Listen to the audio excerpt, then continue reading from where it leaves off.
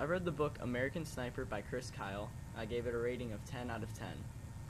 The summary of the book: it is an autobiography about Chris Kyle, who is the most lethal sniper in United States military history.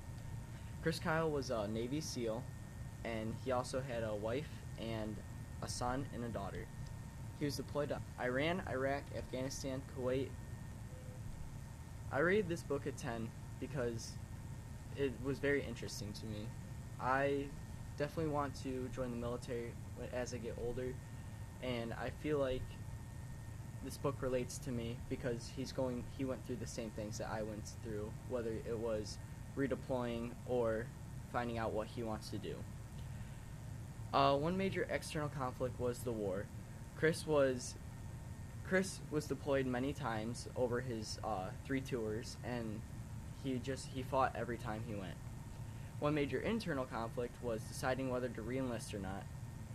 His wife didn't want him to reenlist because she thought that he needed to be with his family, but he wanted to reenlist because he didn't want to let down his country.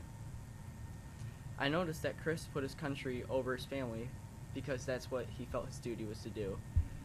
And when he didn't reenlist, he felt like he was abandoning his country. Chris thought he was abandoning his country because that's the way he was raised. His father always told him that he had to do what he had to do to make the country better. And I feel like that relates to me a lot because on one hand I want to go to college and get an education, but on the other hand I want to enlist to help the country, especially with the current attacks of terrorism.